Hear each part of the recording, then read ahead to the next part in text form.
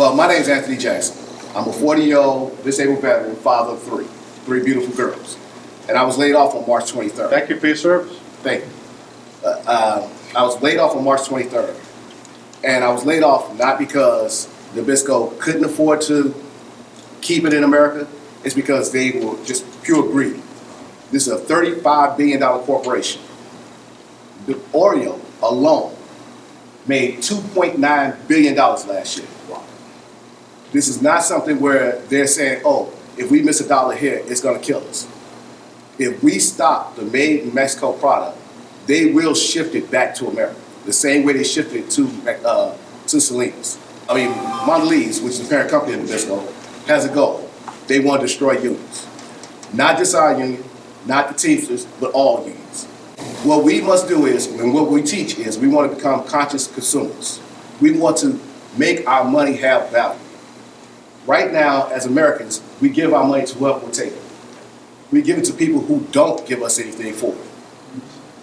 Getting a pack of Oreos for $4 is not getting something for your money. Getting something that actually helps your community, that's getting something for your money. For instance, if I go to Walmart and I shop at Walmart, which is not a union shop, which does not pay living wages, am I really helping my community at all? No, I'm helping one person, that's the CEO. Right. We need to stop helping a CEO who's rich already. My CEO, Irene Rosenfeld, she's made over $186 million over the last 9 years. On May 13th, we had a shareholders meeting.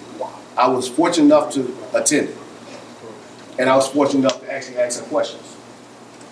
I asked her a question, I said, Miss Irene Rosenfeld, if you're fired due to no fault of your own, you have 2 years full pay, 2 years health benefits, and a golden parachute of $52 million. Why is it you can't show the same generosity to the people who were laid off in Chicago and the plants that was closed in Philadelphia and Toronto? You know what the answer was to me? I have no control over the conversation that I received, so I can't say anything about that. And as far as the people who were laid off, we've given them fair market value. Till this day, we've received $0.00. So what she's saying to us is that we are nothing. That all we are is an EIN tool. And that's what she will think of Teamsters as well. So we must work in solidarity. We must work to actually stop this. Over the last 20 years, this area alone has been ravished with loss of manufacturing jobs. That was due to NAFTA and their plan and their ways, their laws set up for people to leave. We must reverse that. And the only way we're going to reverse it, because we've gone through Congress for 20 years and it hasn't worked. The only way we can do it is actually by enacting power with our dollar. How many times have you gone to a store and you felt disrespected? It's happened plenty of times where you felt like you didn't get what you paid for. Yeah. Value for your dollar? Yeah, probably a lot. You've been disrespected if you don't get the value that you paid for your dollar. Yeah. If I give you $10, but I only get $4 worth of service, you disrespected me for $6. You may not have said anything disrespectful, but you disrespected me in essence. We must get that respect back. And it starts by making these corporate giants understand. Today, I was at Stop and Shop in Seekonk, Massachusetts. I spoke with a store manager. I said, you know there is a national boycott of made in Mexico Nabisco products. He said, well, I hadn't heard.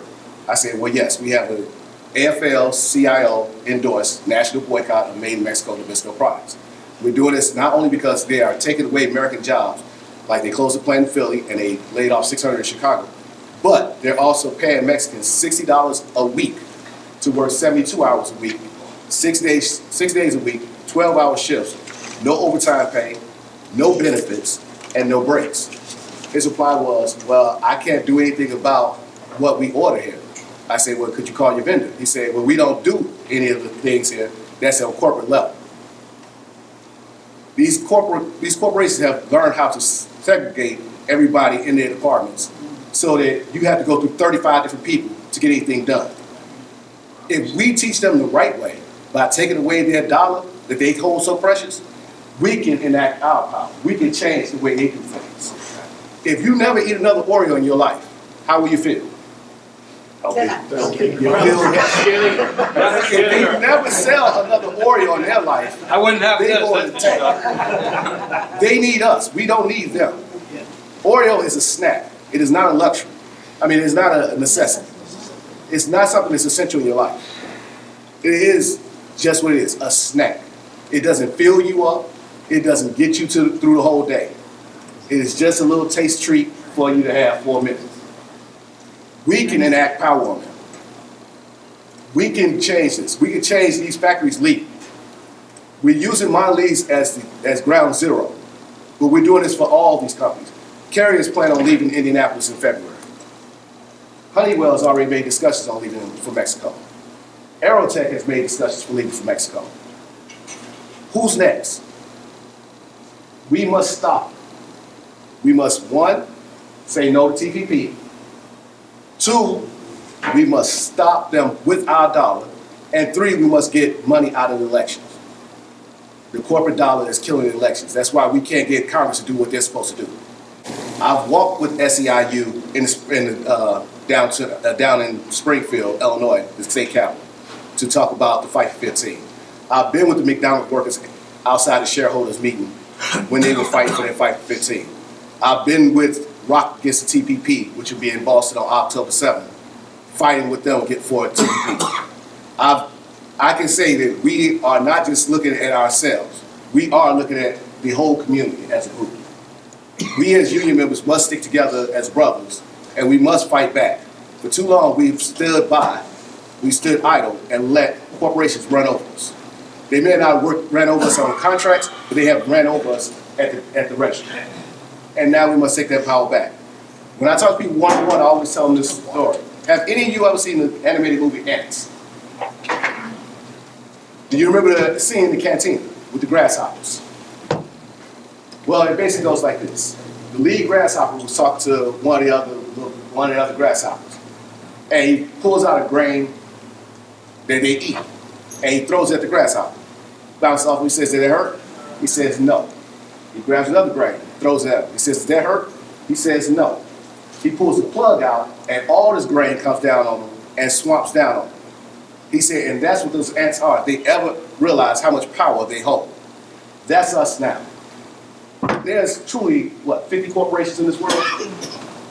When you all think about it? But there's 7 billion of us people. If we enact the power we have of unity, we can destroy this. And today is the day it starts.